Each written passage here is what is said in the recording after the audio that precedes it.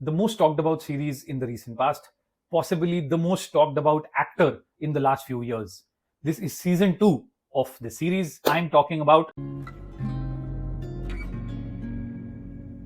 Hi guys, welcome back to Filmy Fool. I finally finished Last of Us Season 2 and here's what I thought about it. Last of Us is based on a video game. The first season really blew people away and Season 2 continues that. But is it really as good as Season 1? In my books, not even close. Very important disclaimer before we go further into this video. I have played the game. I absolutely love the game. It is possibly one of the finest games that I've played, but I will not be reviewing this series as a comparison to the video game. This is a standalone series for me, and I will be looking at it from that standpoint. Last of Us Season 2 continues the story of Joel and Ellie, but this time around, it starts off 5 years later from the point that we left in Season 1. Things get very interesting very quickly. It's episode 2 where all things go crazy. There are a bunch of things that did not really work for me. I'm going to get into them, but let me start by talking about things that really worked for me and continued with Season 1.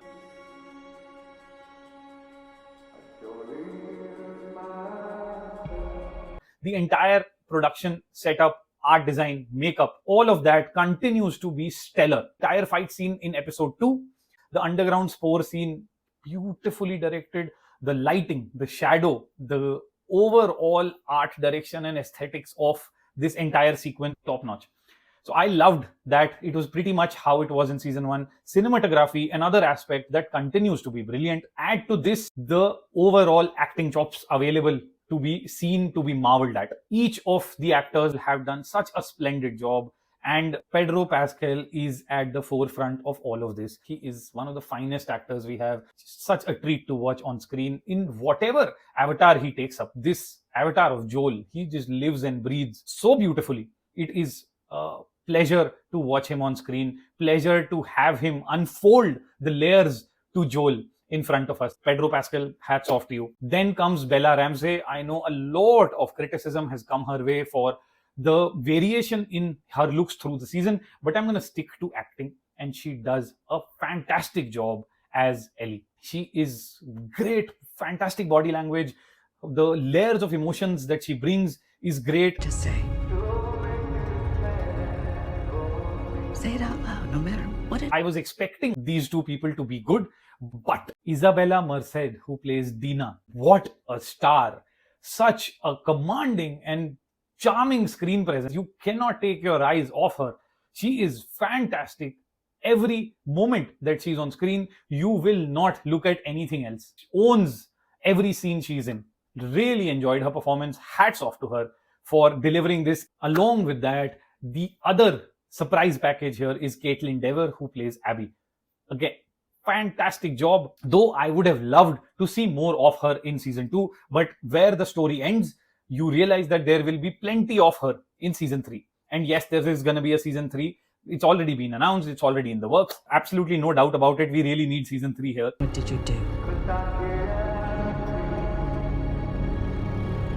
But with all of these things going well, the overall soul of Season 2, unlike Season 1, has gone missing. And it's very difficult for me to pinpoint that one aspect because of which this has happened. But I just feel the way the story unfolds in Season 2 starts to feel very inorganic very quickly. First 2 episodes, they start off well. And from episode 3 onwards, the overall narrative starts to feel very inorganic, not natural at all, almost like it's orchestrated. It doesn't feel like it's coming from a place of emotion or need, and the audience feels slightly aloof. So these two, this is the narrative, this is the audience, they're running in parallel but not in tandem. It's a slightly weird experience to watch Season 2 here, because Season 1 had such a fantastic and heartfelt narrative that you were with each and every character. No matter who they were, how big or small they were, you were with them. You were feeling what they were feeling.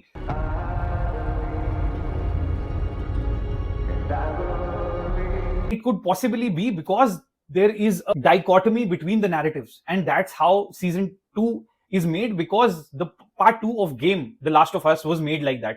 You were playing as protagonist and antagonist both. You were playing as Ellie, you were playing as Abby. And while playing that game, I was also at loggerheads with myself as to who am I rooting for. It was that difficult a decision. And maybe that's one of the reasons what's causing season 2 to feel like that, because the story is about two people, two conflicting viewpoints, and you don't know who to side with.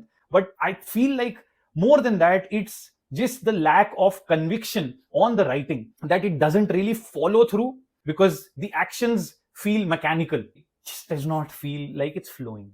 I felt that by the time I start creating this video, my brain would be able to help me understand and convey what went wrong with season 2, but this is the best I can do, guys. It worked really well in season 1, but not so much in season 2 is the background score. Somewhere I feel that this was lacking. It doesn't really amp up the mood as much as required. All of these aspects combined, what do you get? You still get a very watchable, very enjoyable, very engaging show. Still worth watching, and I would recommend it, especially for people who've seen season 1. You should not skip season 2.